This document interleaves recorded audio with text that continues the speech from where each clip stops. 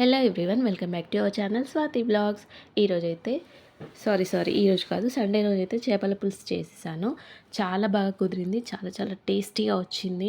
మీకు కూడా కొలతలతో సహా చూపిస్తాను. అండ్ మీరందరూ ఎలా ఉన్నారు, బాగున్నారా? కమెంట్ సెక్షన్లో కమెంట్ చేయండి. నేనైతే చాలా చాలా బాగున్నాను. మా హస్బెండ్ వచ్చేసి మార్కెట్కి వెళ్ళి 2 kgs వరకు ఫిష్ తీసుకొచ్చేసారు. ఇంకా నేను వాటన్నిటిని సాల్ట్ వాటర్తో అయితే క్లీన్ చేసేసాను.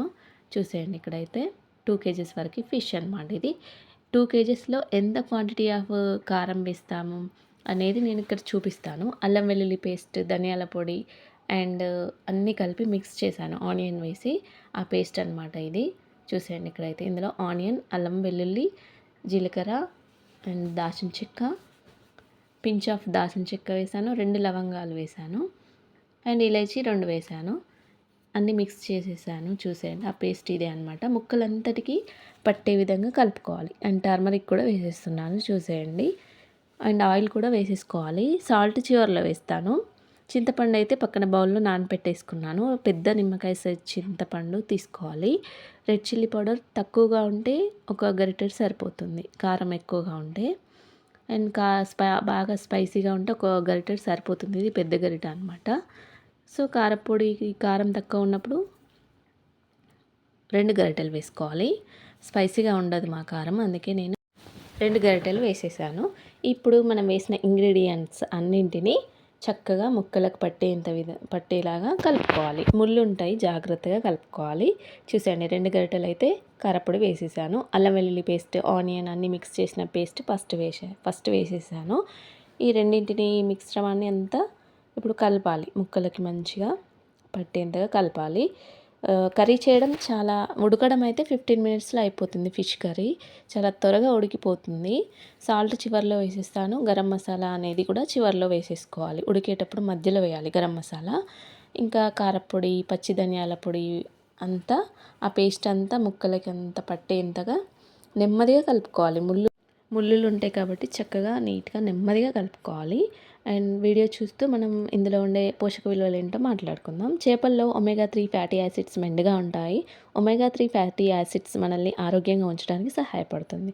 ఇది 15 మినిట్స్ పక్కన పెట్టుకున్న తర్వాత, ముక్కలకి అంతటికి పట్టించిన తర్వాత ఒక వెడల్పాటి బౌల్ తీసుకోవాలి. ఫిష్ కర్రీ కోసము, పులుసు కాబట్టి ముక్కలంతటికి స్పేస్ ఉండాలి కాబట్టి ఇక్కడ పెద్ద బౌల్ తీసుకున్నాను అనమాట. చూసేయండి, ఆయిల్ వేసి ఆయిల్ ఇటుకైన తర్వాత గ్రీన్ చిల్లీ, ఆనియన్ వేసుకున్నాను అండ్ టర్మరిక్ కూడా వేసేసాను పోపులో. ఇంకా అవి ఫ్రై అయిన తర్వాత చేప ముక్కల్ని వేసేసుకోవాలి. పోపులో కూడా పసుపు యాడ్ చేసేసుకోవాలి. ఆ స్మెల్, ఫ్రేగ్రెన్స్ అనేది చాలా చాలా బాగుంటుంది. అందుకే నేను పోపులో కూడా కొంచెం వేసాను, ముక్కలకు కూడా పట్టించాను. అండ్ ఇప్పుడు ఒక్కొక్క ముక్కని వేయించుకోవాలి. చూసేయండి, ఇలాగా వేస్తూ నెమ్మదిగా కలుపుకోవాలి. పోపు అంతా ముక్కలకు పట్టే విధంగా కలుపుకుంటూ ఉండాలి. చూసేయండి, ఈ విధంగా ముక్కలన్నింటినీ మంచిగా వేసేసుకొని కలుపుకోవాలి. ఇందులో ఉండే పోషక విలువలు ఏంటో ఇప్పుడు మాట్లాడుకుందాం. చేపల్లో ఒమేగా 3 ఫ్యాటీ యాసిడ్స్ మెండుగా ఉంటాయి. ఒమేగా 3 ఫ్యాటీ యాసిడ్స్ మనల్ని ఆరోగ్యంగా ఉంచడానికి సహాయపడుతుంది. ఈ ముక్కలన్నింటినీ వేసిన తర్వాత ఫ్లిప్ చేస్తూ మంచిగా వేయించుకోవాలి. ముక్కలన్నింటినీ 15 మినిట్స్లో ఉడికిపోతుంది. పులుసు రెడీగా పెట్టుకోవాలి. చింతపండు పులుసు ఇక్కడైతే నానిపోయింది. నేను వాటర్ వేసి కొంచెం తిక్కుగానే ఉంచుకోవాలి, పల్చగా చేసుకోకూడదు. పెద్ద నిమ్మకాయ సైజు చింతపండు తీసుకోవాలన్నమాట.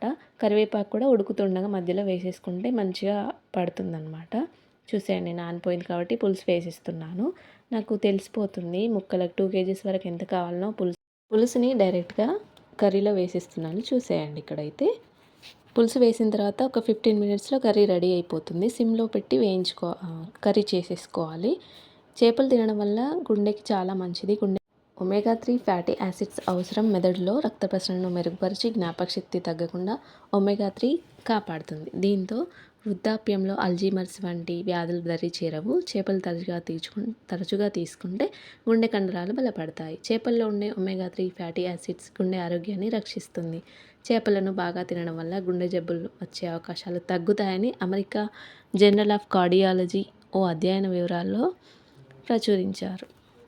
వయసు పెరిగే కొద్దీ కంటి చూపు మందగిస్తుంది. ఈ రోజుల్లో డిజిటల్ స్క్రీన్లు ఎక్కువ వాడడం వల్ల చిన్న వయసులోనే కంటి సమస్యలు ఎదురవుతున్నాయి. చేపల్లోని ఒమేగా 3 ఫ్యాటీ యాసిడ్స్ కంటి చూపును మెరుగుపరుస్తాయని అధ్యయనాలు స్పష్టం చేశాయి.